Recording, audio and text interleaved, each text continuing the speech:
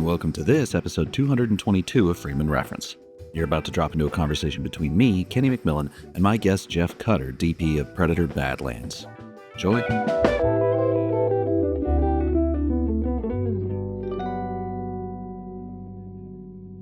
What makes a 90s or 2000 style corn, we'll just use that as the example, music video? Sure. And how would you achieve that today with the limited, but like, what were the discussions like making those types of videos at the time? And how do you think they'd go today? And like, how would you try to achieve that same thing? I mean, the interesting thing is there's not a whole lot of discussion that went into a lot of music videos. There were some videos where you really did think through things, but there's a lot of music videos where it's just a whole lot of ideas that kind of get thrown against the wall a little bit before you're shooting. And then you're sort of just trying to reduce the chaos of some of the ideas and how do you sort of streamline down. It's, I mean, there was just so much experimentation in those days. And I also remember making so many mistakes, like photographic mistakes from videos, because you could experiment and you were playing around and sort of learning things. I mean, the very first music video I ever shot, it wasn't the first video I shot. The very first time I ever had to do green screen on a music video. I had never done it before. I think I overexposed it by 2 stops. I had no idea what I was doing, but that's how you learn. And now, it ended up being fine because there's so much latitude. I think the other thing I discovered in music videos, especially shooting film, was how far you could be off track and yet still dig something out, or you'd still, whether you were crushing it down or like lifting it back up if you had underexposed it, or often you were overexposing things. And then a lot of the look would sometimes really get created in post, in the color correction. You might be doing something and it would just get pushed in a whole other direction. And it was just a lot of trial and error. So to do it now, I guess it would be the same process. But the interesting thing is now, because almost everyone shoots digitally, you're seeing that image right away. And you have LUTs, you have all these things where you can immediately go, this is what it looks like. Back in the 90s and 2000s shooting film, SD tap, what you saw on set was a very different image than what the film gave you back, which was then also a very different thing that you could adapt and modify in the color correction. So maybe it's the sort of lack of control that kind of would push things in a certain direction. It's funny. The lack of that. Yeah. Well, you mentioned the everything getting changed in the grade. That's something that, again, I was talking to Yedlin about, but the other common push now is like, oh, how come movies from back then look quote unquote better? And everyone goes, people shooting on film, not doing everything in post. And it's like, no, they're still doing that. It's just, so maybe film was an element, but I think it's just like, maybe to your earlier point about you could kind of send it and bring it back in and you would get something interesting, whereas digital is not inherently interesting off rip. Yeah, I don't think it's, I love shooting digitally. Like, I actually don't have any desire to shoot film. No. Yeah, I've got no interest in that anymore, really. It's not even so much that you can't change digital. It's the way that, because everyone is looking at like an HD or higher than HD, you're looking at this, not quite 4K, but you're looking at this super high resolution image, especially if you're looking on like a color corrected OLED monitor. And so everyone sees exactly what it can look like with LUTs and with your lighting and all these things. And then there's a lot of voices that come into that process. Right. And the sort of alchemy, and I don't miss it, but there was a bit of sort of alchemy and smoke and mirrors to film, because nobody quite knew, including sometimes like the cinematographer. I'd be like, I don't know. Like, okay, I'm going to underexpose this person's face 3 stops. Is that going to be amazing? Or is that going to be terrible? And you just sort of didn't know. And that did lead to amazing stuff, because led to mistakes, but you don't get better without making mistakes. And you don't get great stuff sometimes without it being occasionally accidents and things. Yeah, uh, I do like shooting film. I still shoot film photography, but I think professionally, yeah, I would be. You just hear horror stories of people going like, yeah, 4 a.m. you get a call from the lab. They're like, nothing on that reel. Like, I don't want to go through that. Luckily, I never had to, but wouldn't choose it. Um, but nope, that thought lost. The sickness got me. Um, I did read. It's funny when I was watching the movie. I got my little notepad here, and I have written down video game 3 times, and it's the first thing I wrote. I wrote video game versus Mm-hmm. Dune, and then I wrote very video game, and then basic intro very video game. The intro felt like the first not cinematic, but kind of the pre-tutorial to the splash screen thing that happens in video games. And then I had saw in an interview that you are also a video game person. So A, what games you playing? You played the Arc Raiders, and B, what kind of influences were weaseling their way into this film? Because I was just guessing. I didn't know that was actually the case. Well, I think a big part of it is also that Dan Trachtenberg, the director, is a big gamer as well. And it's actually how we sort of initially bonded when the first movie we did with Cinematographer Lane. And after he had Great already film, hired by the way. me and thank you. After he had hired me, we were prepping.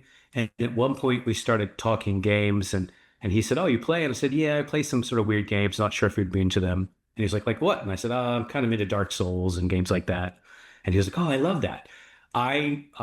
So those are a lot. I play all the Souls kind of games. I do a lot of um, sort of action RPG, those kinds of things. I'm not really playing anything right now. I'm working on a project at the moment, and so I tend to sometimes kind of put that aside. But video games are definitely. I know they're a big influence for Dan in terms of story structure and elements, but even visually, for both of us, we've referenced them. And there are things that I find that and maybe it's just, look, it would be the same thing of an animated film where when you have that kind of complete control of an environment, whether if it's a day exterior or whatever, and you can make it all dusk, or you can make it's raining the whole time, or there's a layer of fog across and the sun's always, just above the horizon, because it's a virtual environment and they can create that's always been something that I've tried to do. And there's certain films that have, I think, done it quite well, or at least done the sort of atmospherics that you see often in games. And directors like Ridley Scott, who have always done that, always creating heavy atmosphere, mist, fog, those kinds of things. So I think that influence from video games. The Last of Us Part Two had some of the best cutscenes I've ever seen.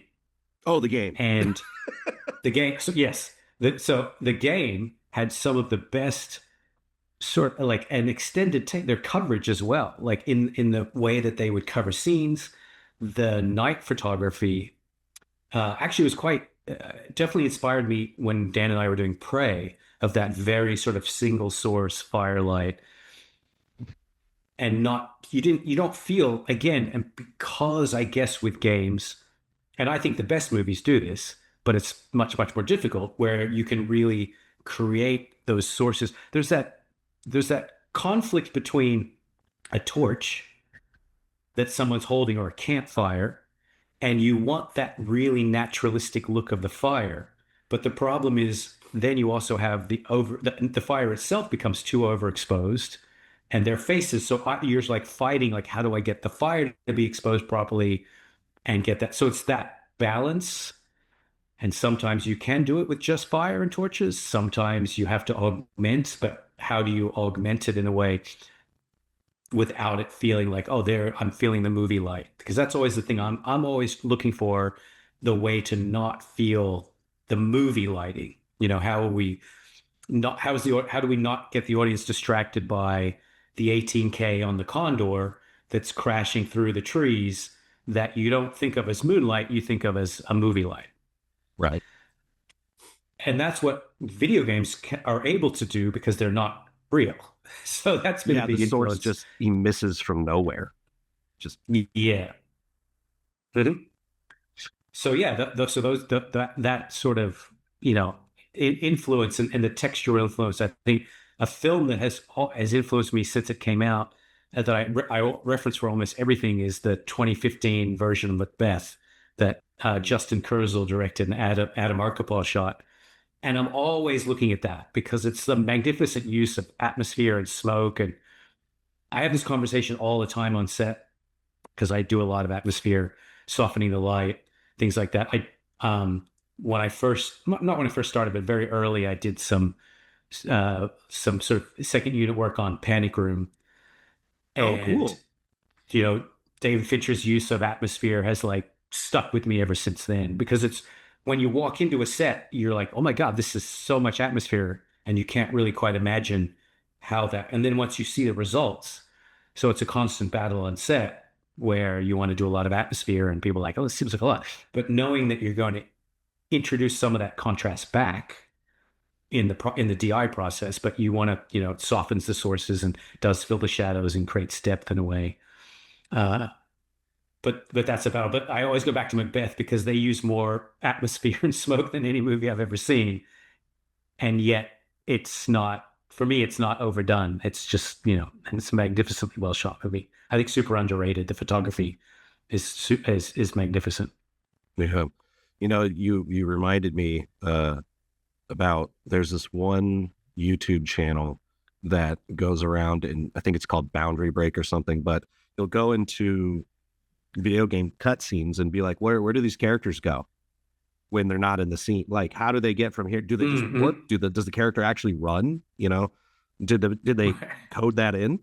And sometimes they do. But Yeah. one thing that I thought was actually very like informative from a cinematography perspective was obviously, in the cutscene, camera's cutting sides. Well, when you watch the scene play out in a wide, you can see where the character like will pop through the floor to get their face in the right spot, and the lighting just turns on and off in all these different places. And I'm like, if you just took that 30-second cut of the scene playing out in a wide and showed it to a student, I feel like Mm. it would intuitive be like, oh, that's what you're doing in movies. Because obviously the Mm-hmm. scene is lit, but then like having to add the little key or little highlight, having to cheat the camera up or Right. down, it doesn't have to be real. It has to feel real. Yes. Oh, absolutely. Yeah. You're only striving to maintain the illusion, not the actual continuity of stuff. Yeah. You also mentioned the not feeling the light, and I think that's something I wanted to touch on, um, because obviously there's matching a source perfectly, the sun coming through a window or something, and getting the exact right colored balance. That's one thing. But what are methods that you make it so that you don't feel that source? One quote I remember someone told me was like, uh, you want to feel like the light had to fight to get to the set and not just be there. Mm. Yeah. I mean, That's I the think only that's a way I can great. think of. Yeah, I like that. I always use the term, and it's sort of I don't I call it incidental light, although maybe you could actually call it. It's not quite accidental light, but I say incidental light because I've had this. I'm sure we've all had that experience where, and I think you have to be open to it. But I've had moments where a light will turn on. And it's like they've set the light. I've said, okay, let's put a light over here, and it's going to aim this way, and it's going to come through some diffusion, and the light gets set in a certain position and it's maybe panned off the set, it's panned the opposite way than you mentioned, and it's pointed down, and it'll hit the floor and the light will turn on and it'll be like, wait, that's it. That's what this should look like. And there's the sort of the happy accident part of it, but then there's also the part of it where it's not the it doesn't feel like you were just saying, you don't feel like you're pushing light into a set. I remember so when I started out and I was working as a camera assistant for a commercial cinematographer, Marco Mazzei, and this was in the mid 90s. And I was also shooting music videos for like basically no money before I had any representation. So I was sort of doing those two things.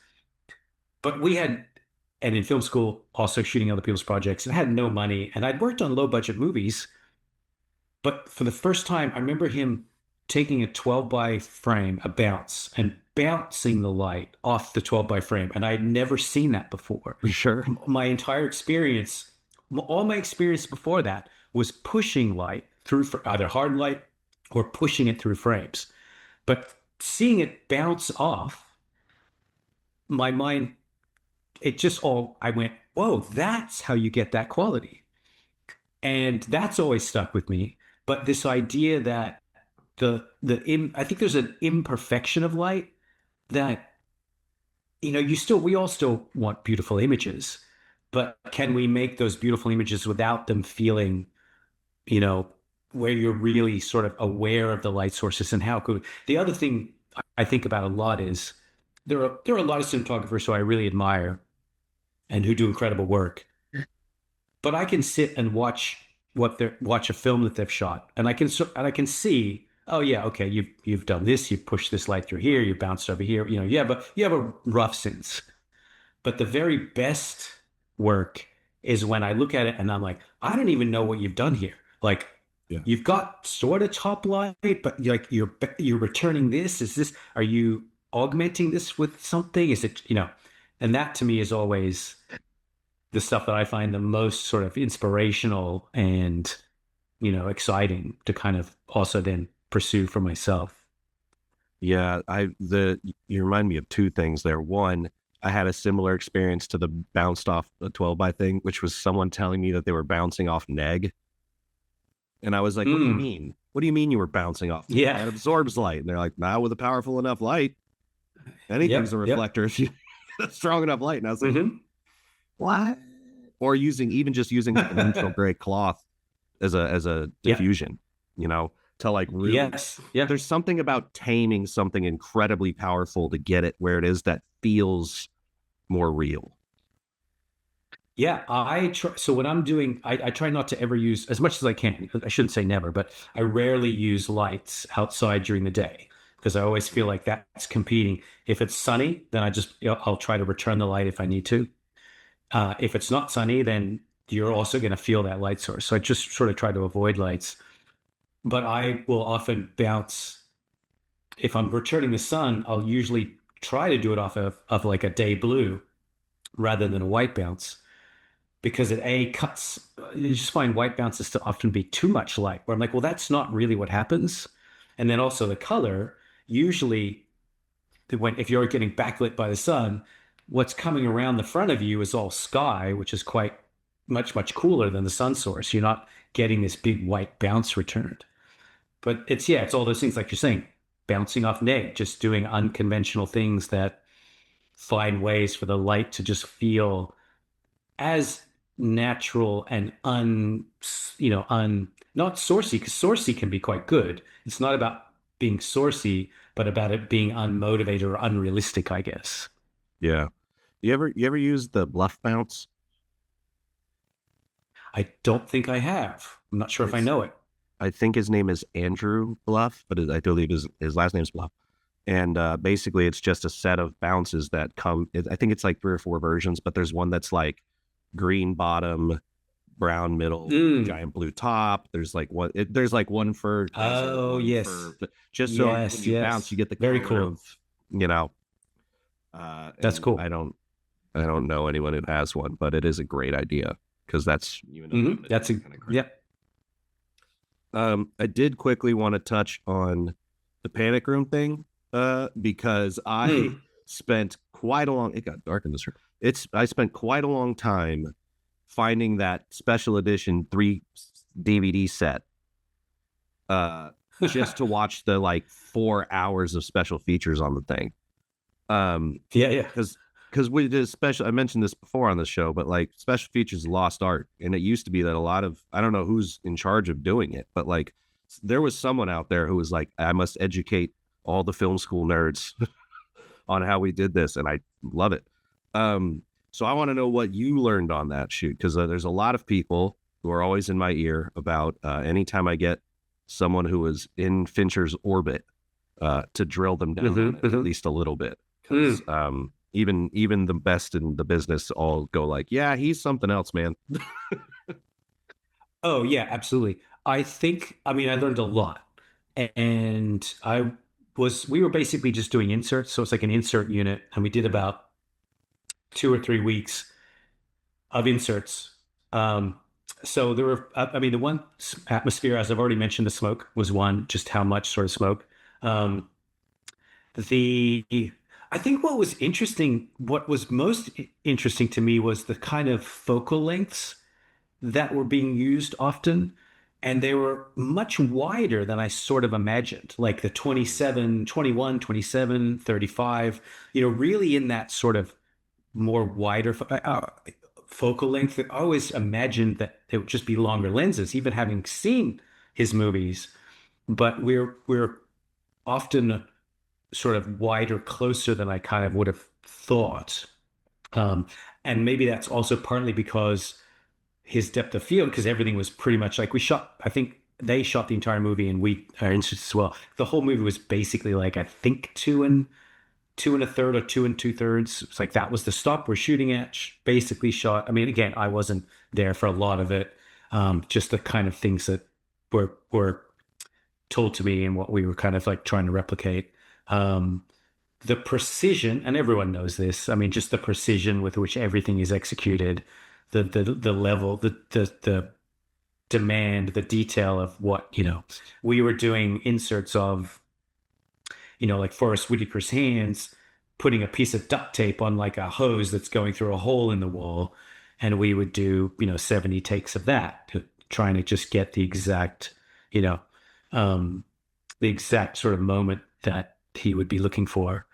And then the other thing that was really sort of really illuminating and educational was just the underexposure and shooting things 2.5, 3 stops under. Not like not that they were deliberately underexposing and that was the base. Just like, oh, in this moment, this fill, this key, what any number of things could be, or these shots of. I did a lot of inserts of inside the paddock room when they're like there was like wires and they're trying to like tie wires or something. I forget exactly what it was, and that was all just the light was just flat and underexposed. That was what we were doing. It was like, this is going to be a very murky sort of kind of image.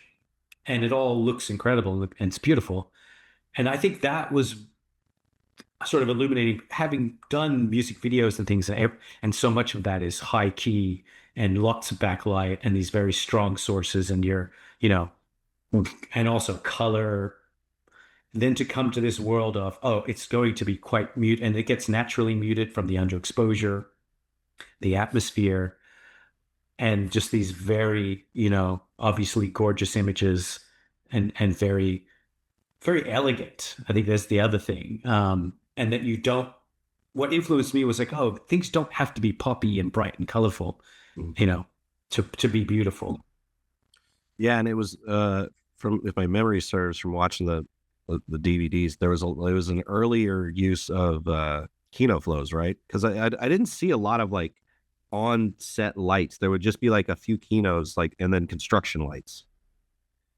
Yes, there was a lot of what they did was they would take tubes and they would take these a tube or two and they would tape them up to the ceiling, um, and then they would just pillow a little bit of diffusion underneath it, so they'd get a little separation, maybe 6 inches of separation, and they would just have these kinos popped, and that would create this very underexposed layer of sort of like top light. It's what like Conrad Hall used to call it room tone, where he would light a scene and then he would take a little Fresnel or something and he would just pop it into the ceiling and just lift the base of the whole set a little bit. And that was what this was sort of doing. They would have these kinos and they would be they would be slightly, they would definitely be slightly blue, and I guess naturally slightly green, or maybe that was introduced later in the DI. And then there would be lamps that would then be motivating sources, but there would be this very sort of top light kind of thing that would be happening throughout the different sets. Mhm. Yeah, that's something that I've been uh, thinking about a lot because I do a lot of like interviews, documentary stuff. And the other day I was in a kitchen that I should have just done that, and instead I tried to get cute with it and light from the wrong side, and I'm still mad at myself about that. But because I kept, like just bang it into the ceiling is such a film school thing to do if that's your key light. Right. For Yes. ambient tone, it's like, yeah, go for it. And also, you little film school tip for anyone listening, unless it's like popcorn ceiling like this, you can tape like trash bag or whatever to the ceiling and give Yes. yourself a skirt Teasers. and then bang. Hmm. Is it called a teaser? Yeah. If you want to just set a teaser that blocks the light. Yeah. Oh, good to know. That's a little And then it skirt. Hmm. takes it Hmm. off the walls, shoot your inexpensive light into there. Hmm. You got a film light. Yeah. And you've got a beautiful source, a beautiful soft source coming from the top. Yeah, I like top light. I'm a big top light guy.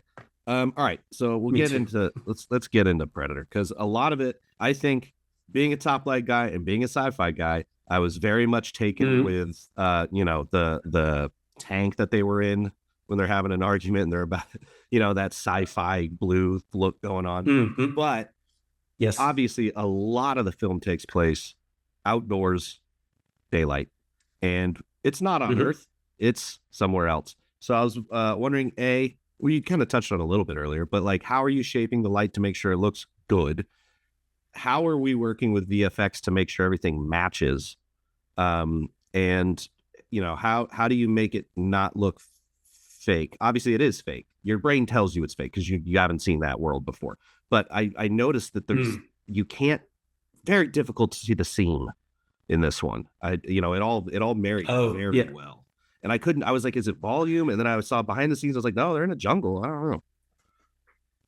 Yeah, no, I mean, there were a few set pieces that were on stage that were essentially blue screen with like a little patch of dirt. For example, the father when father kills Quay in the beginning, and he's coming to kill Deck, or he's wants Quay to kill Deck. That was essentially just blue screen, a little bit of dirt, and a little piece of spaceship, and then just fantastic VFX extensions of all those sets. So Olivier Dumont was our VFX supervisor, who's a fantastic creative artist who really wanted to honor what we were doing. And so we were a lot of conversations, and it was always about how does he take what we start and how does he continue that? There's that particular scene is interesting. I'll get to the other stuff where it's like 90% real versus Yeah. this, which is like 5% real. Well, and I want to touch on especially too how you light for VFX because that's something I've learned is like a whole. Well, I mean, my approach, so lighting for VFX is more about, I don't think of it in terms of lighting for VFX. I think, what is the scene demand and what is the kind of lighting that we should be having in the scene? And so a lot of our scenes, Dan and I are very much into soft light, as a lot of people are. Like nobody, I mean, it's tough being outside during the day in sunlight. And this was also first, one of the early scenes where you see these three characters and you see their suits and you see them in their full glory. I mean, you get Deck and Quay in the cave, but that was also quite moody intentionally. So here, when we were shooting, Dan was like, this should be kind of moody, because he didn't want it to just be these suits that were just brightly lit and really exposing any, not that there were like flaws, but if there are any, you don't want to see those. So it was going to be a moody scene no matter what. The hardest part of these kinds of scenes is just having no reference, where you're just on this blue, and so I've done things where you have, it's not dissimilar to, like, I've done things in like giant office sets, and we've had like a translite, and then you also have a blue screen, because sometimes when you get close to the windows, the translite doesn't work for perspective, and you end up then dragging a blue screen across. When you're in that set, and you have this translate and you've backlit it and you look at the image on the camera on the monitor and you say, oh yeah, that's, and you balance it and it's like, this looks correct. As soon as you pull that translate away and bring a blue screen in, you're like, I don't know anymore, because you need that reference of what, because the people in the foreground lit don't exist in a vacuum. They exist in relation to the background. So when you get into that blue screen environment where I don't have a translate to pull across. So you just have to live in this world of blue, and you just have to trust that your experience and instincts, you're going with the soft light, you're giving it the shape you want, and you're imagining. And that's where the conversations happen with VFX, and they happen on a preliminary level where Olivier and Dan and I are talking like, well, it should be dusky feeling. And so we want it to be, quite clouds in the sky, but there's no hard sun. And you have those conversations. I like to what I imagine, what kind of looks good to us, taking the blue screen element out of it. You just go, well, the suits look nice. There's a good mood to this, but it's not too dark. It's not too bright. The heavy lifting in a scene like that really comes in the DI, not even the work that Olivier does when he creates the backgrounds. I mean, the blending is, I don't know how he does that, where our like 20-foot patch of dirt, he then extends seamlessly. But the hard part is when something doesn't feel like it sits in the environment. And this was a particular scene where Dan and Olivia and I talked about it quite a bit, because it was like what I was on something else and they were working on it and it wasn't feeling right to them. I sat in on a session and it was the ratios. It was like, oh, if the sky was dim and they were dim. And it's like, well, actually, we want this moody, but the sky would still have to be a little bit brighter, because for them to have this value, the sky has to be a greater value. And you just have to kind of find that balance between those things. So that's the sort of hard part of I think the most difficult thing when you're dealing with this is the most difficult thing for me when I'm dealing with like very blue screen environments. Yeah. The other stuff, when we're in the forests and we're in these incredible locations, is not nearly as difficult. I'm thinking of it same way I treated Prey, where it wants to be on this film, it's a weird, it's a bit of an oxymoron, because it's another planet. So it could be anything, but you kind of want it to feel as naturalistic as possible, even though it's not Earth. That's it's the thing that we measure, and the thing that we measure everything against. And so if we see this forest, and if it feels more grounded, even though it's another planet, then I think you'll believe it more and accept it. Versus where, yeah, okay, we could take a bunch of lights and make purple light streaming through the trees because, hey, we're on another planet. The sun could be purple. We could do that. But I think an audience would immediately be like, what is happening? And then it doesn't feel like a real place, even though it's not a real place. I think you want it to, even though it is like this fantasy thing, I think you want it to feel as real as possible, as grounded as possible. So we just reminded me, so I wanted that. Two suns and not two shadows. By the way, there's three in this. I think on Yautja Prime. I forgot. I feel like when there's that one shot of Deck, the very beginning when he's on Yautja Prime and he's standing at the mouth of the cave, and there's three suns. But yeah, exactly. So I think there's that naturalism that you want to seek, so that it feels grounded, and you're like, oh, this feels like a place that this predator has actually landed on. And the more you do that, the more jeopardy, and the more you're going to care, and the more that, the more you can, and that's what matters most. It doesn't matter how great it looks if you don't care.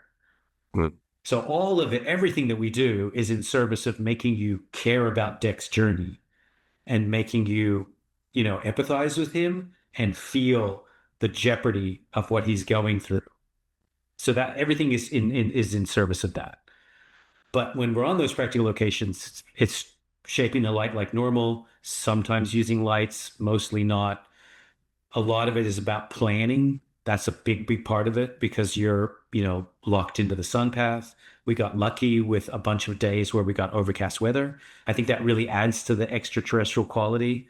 Um, and then, yeah, you're just picking times a day, you try to force and bend the schedule a little bit. You work with the first AD and luckily with a director like Dan, it's as important to him. The photography is as important to him as any other aspect of the film. So sometimes you're in situations where it's not the primary concern. So it's like, look, you'll have those conversations where the director, and it's their movie, I get it. Like, we just need to get this shot. I need to shoot it now. And that's what you do. But Dan's concern is as much as my concern. He wants it to look great. So he's like, yeah, let's look this way in the morning. Maybe it's slightly less efficient, but in the long run, it's going to make for a better movie, and that's going to make everything better. And there's also a thing where I've found if you point the camera in the right direction at the right time of day, your job becomes quite easy, Yeah. and Greg it can Fraser look told me great. that on It'll look Dune. Yeah. And it's quite easy, and you get an incredible shot. You get like $1 million shots. You point the camera in the wrong way at the wrong time of day, and now you spend twice as long trying to make it as half as good at best.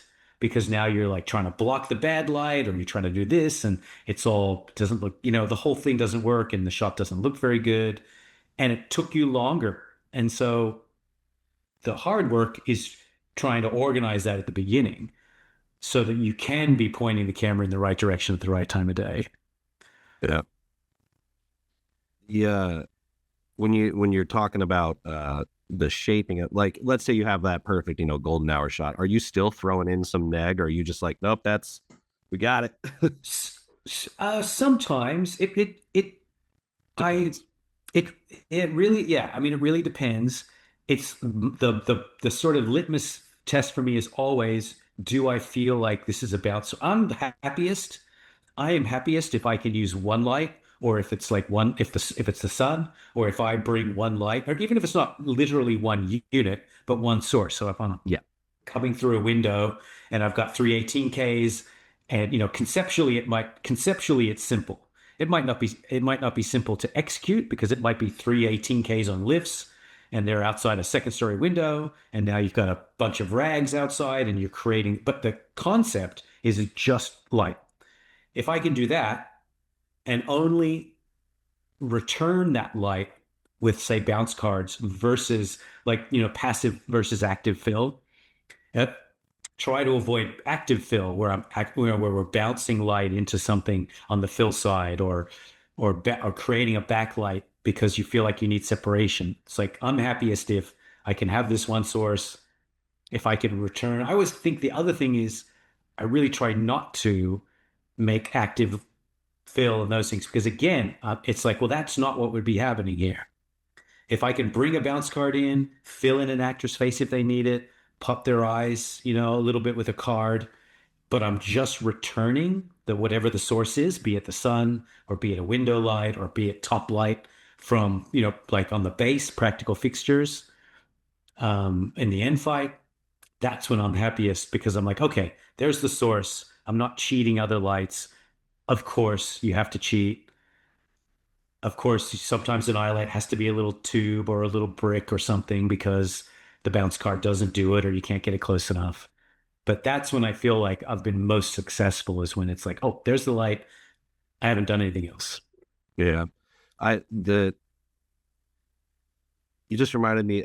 I feel like I know the answer to this, and I don't like the answer, but I need to ask you. I don't know if you did this, but one thing that I always try to tell students is, if you're gonna use a reflector, as your key light, you've got no money, you just got that shiny board, and you're outside or whatever, do it from up here. Don't do it from down here. The light doesn't come from down here; it comes from up here.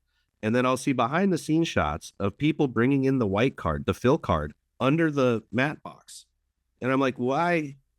That's not where that comes from. Is there a reason that I'm missing, or is that just like, that's where we had to put it? So In your I expert do. opinion. Yeah, yeah. So I definitely bring white cards in underneath. Okay. Um, Oh, I do it. No, no, no, no. It's okay. By the way, there are no right or wrong answers. It's always whatever our true. personal tastes are.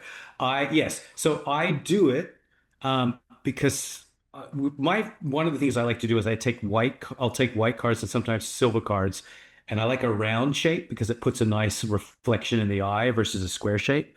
So we have a lot of like 2 foot, 3 foot, 1 foot round whites, and then silvers on the other side. Like on a cloudy day, it's nice to use a silver card because it'll just pick up the soft light, just put a little ping in their eye.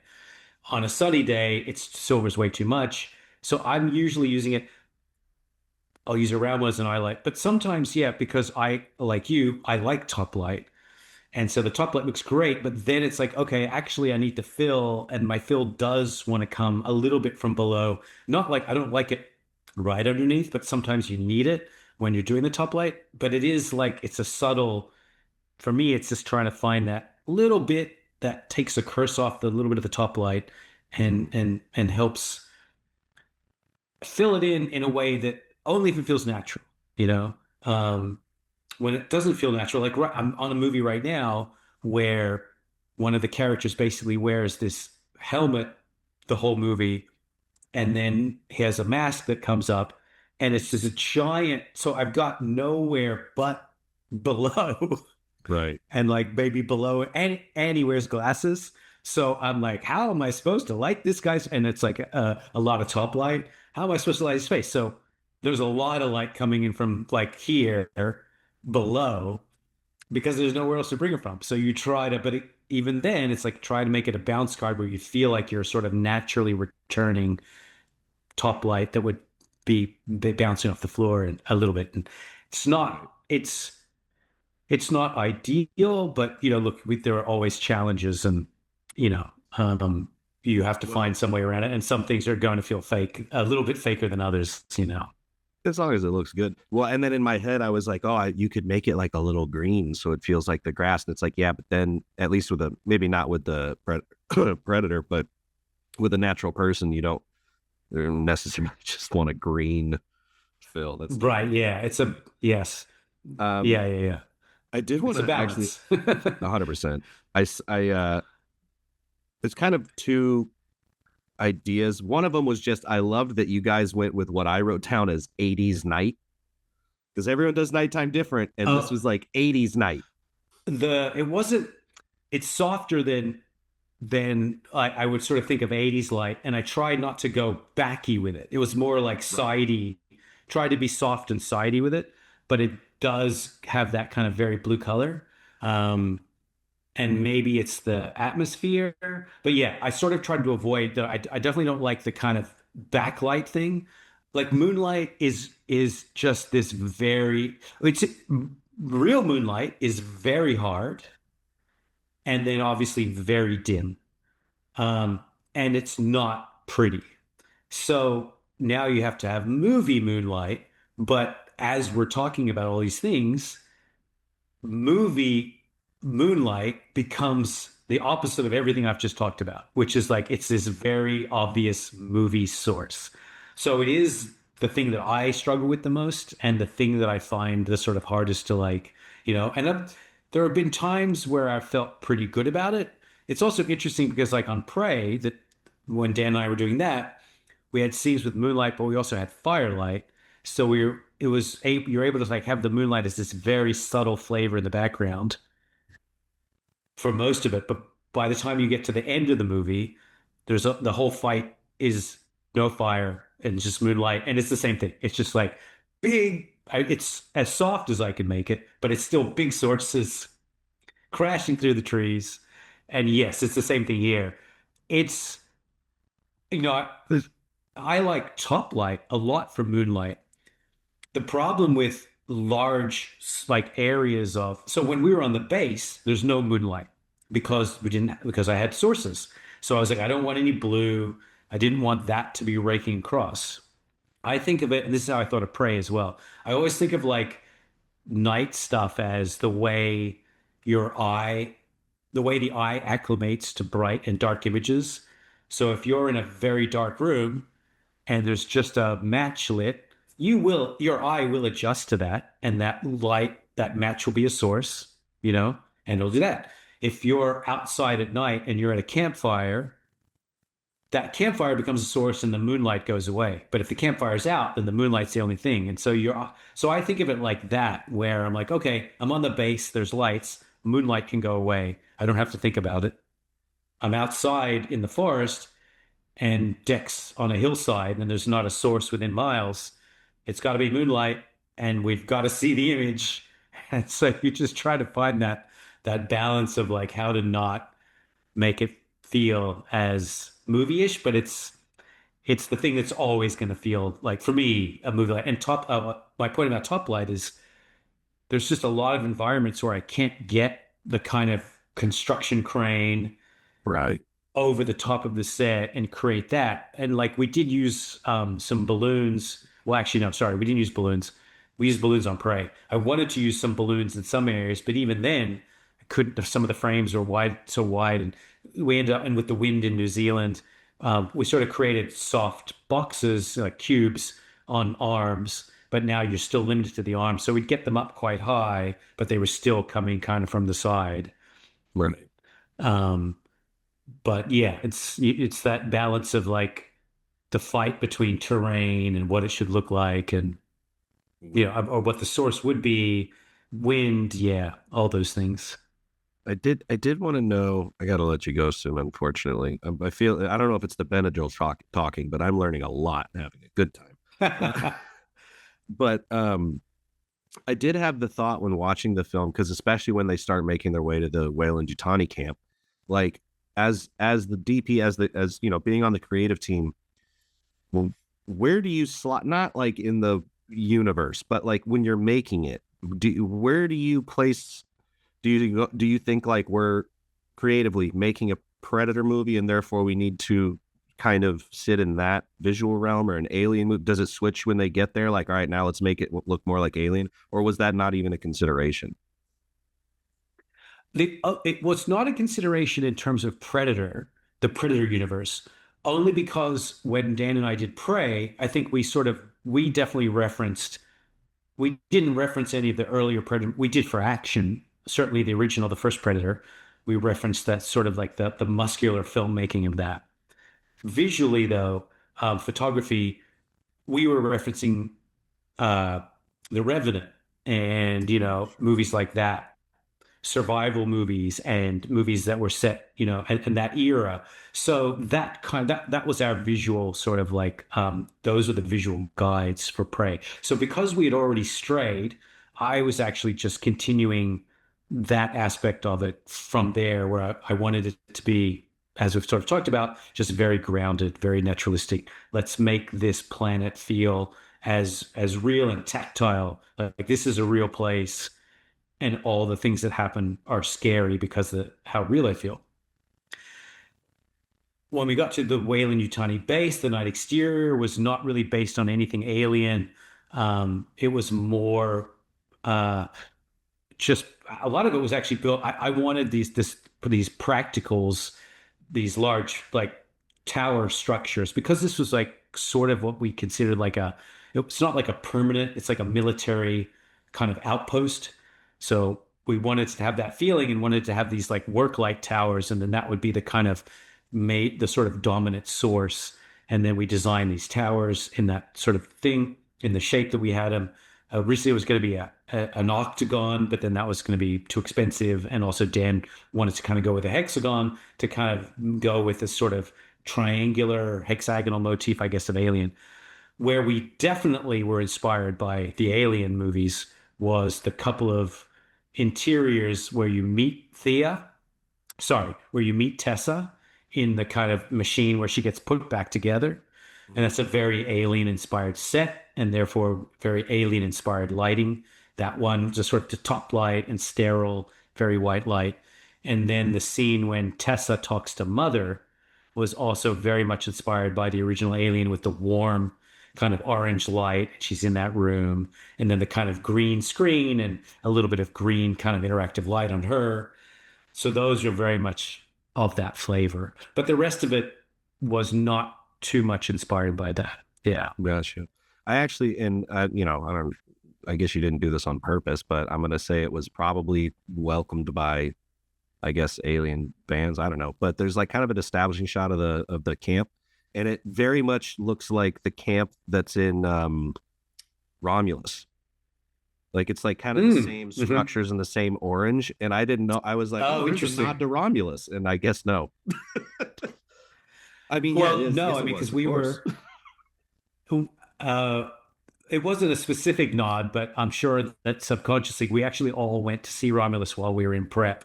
So just before we started shooting, Romulus came out. So it might have been something that definitely subconsciously might have influenced um, color palette and stuff like that. Sure. What because we skipped past it, and it'll be the last question before I let you go. And just because I wrote it down, clearly I liked it. The research truck when they're having their little art deck and whichever one, one of the Tessa and twins, Thea, yeah, Tessa. Tessa. Yep. Mhm. I really liked. I think maybe it stuck out to me. A, because I liked it, but B, I think just because we'd been outside all the time and now we're in this very sterile environment. Um, how do you light something like that? Is that all just production design lighting, and that you obviously you kind of like help, or are you bringing sources in for that? Yeah, no, It's you're definitely relatively augmenting. small. So yeah, it was a very small set, and there was a lot of sort of in the beginning. So Rob Vincent, the production designer, created that great set, and then we worked together in terms of like where we think practicals should be, and where like I want practicals in terms of the frame, and then that definitely does some of the work, and then we're bringing in small units and just moving them around and manipulating them, and sometimes like one of the walls would peel out, so then in order to do the coverage, you have to peel the wall out, and then you basically try to put the practical or a replica of that practical back, even though it's off camera. You want it in the same spot to create the same base level. So it's a lot of a space that small, and you're trying to still create mood is quite tricky. So you do want the practicals, and you use them, and you definitely use them. Like where they're great is when you sort of shoot into them, and then they create that nice. Because once you have that hot reference in the background, it allows you to also not overlight the characters. You can underlight the characters, and they don't look dark because you've got this nice like the direction towards Tessa, because Thea is up against the wall. So when we're looking at Thea, it ends up being quite flat because she's right against the wall. There's no practicals behind her. She can't have any backlight. So she's just getting this kind of three-quarter front light. And that's kind of all you can do. I mean, maybe it could have been more toppy or something, but you still want to try to make it cosmetic to a degree.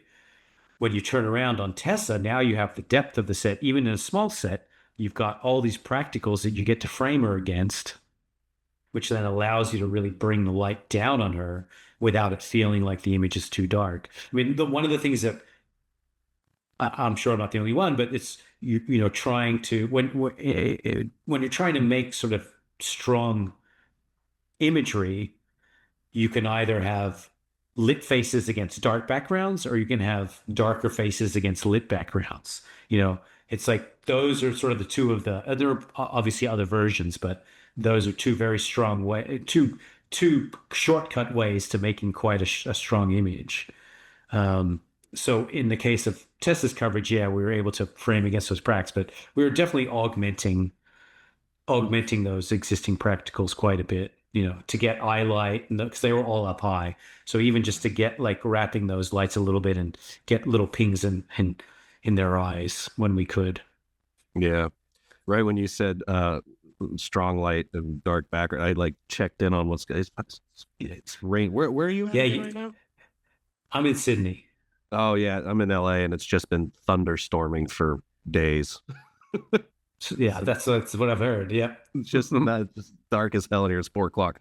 Um, well, like I said, man, I really thoroughly enjoyed the film, and it sounds like literally all my friends did Thank as you. well.